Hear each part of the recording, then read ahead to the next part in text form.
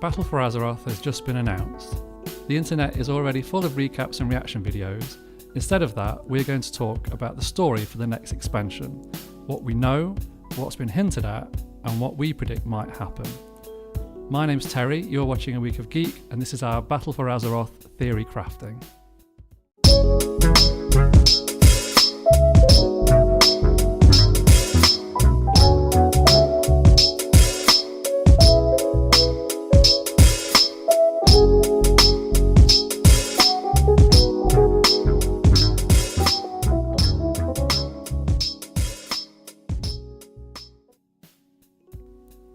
So where to begin? Only a few days ago we had the leak of the prologue for the next Warcraft novel, Before the Storm.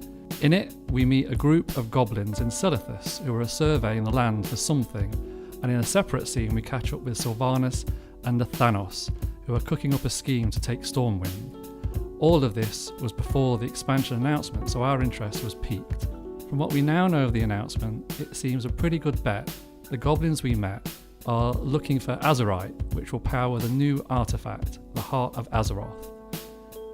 The amazing cinematic gave us more insight into Sylvanas' plan. Of course, we don't know if the Battle of Lordaeron takes place before or after the novel. I would guess after.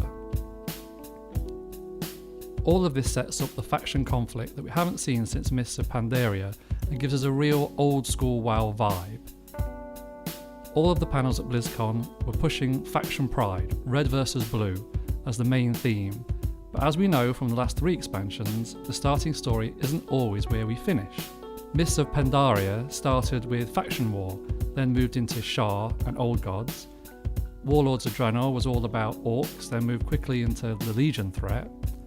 Legion itself started with taking out Gul'dan on the Broken Shore, but then we went to Argus.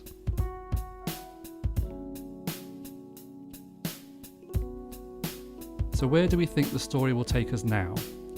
The Features cinematic shows us the home of the Night Elves, Teldrassil, burning, and the forsaken base of Lordaeron under siege. But the panel suggested we don't know which came first, who fired the first shot. So here's where we put our tinfoil hats on. Jaina is back, and she looks mad. They confirmed we would follow Jaina into her homeland of Kul-Tiras. She's our way into the naval-themed nation. Our job is to recruit them into the Alliance as we need their ships. They also said Jaina isn't a villain, just flawed. Interesting choice of words in our opinion. We agree Jaina won't be the villain, but will have her part to play. Our theory is Jaina will be the Khadgar of this expansion, our guide and main quest giver. She's going back to Kul-Tiras, a place she abandoned a long time ago. We meet up with her mother, Catherine Proudmoore, which could be more than a little awkward, as Jaina was responsible for her own father's death. There's potential for some cool story arcs with Jaina, conflict with her mother, and the people she left behind. Here comes the twist. If you remember back to the encounter with Il'gynoth in the Emerald Nightmare, it said some interesting things. Her heart is a crater, and we have filled it. Its surface blazes bright, masking shadows below. What if Jaina started the fire in Teldrassil? We all know Anduin doesn't like war. On many occasions he promoted peace instead. So what could bring Anduin to battle? One of the Alliance main cities burning to the ground feels like it would. But why would Jaina want to bring the Horde and Alliance back to war? Jaina has no love for the Horde. She holds them responsible for blowing up Theramore, going as far as kicking the Sunreavers out of the Kirin Tor and killing any who remained. We all remember the end cinematic for Siege of Orgrimmar, where she urges Varian to dismantle the Horde. After Jaina left the Kirin Tor at the start of the Legion, we haven't seen or heard a thing. Her appearance could be more than just a coincidence, just when we needed her.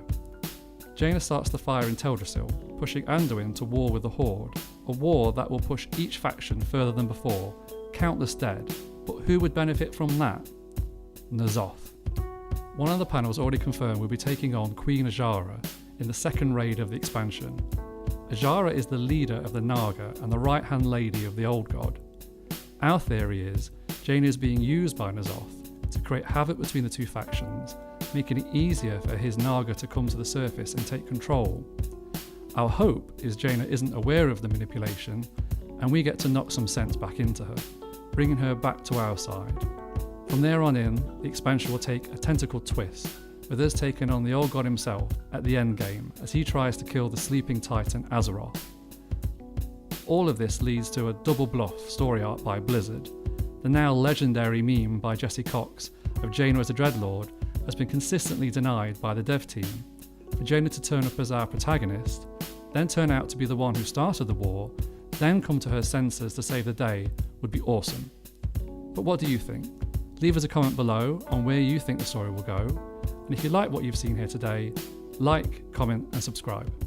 Until next time.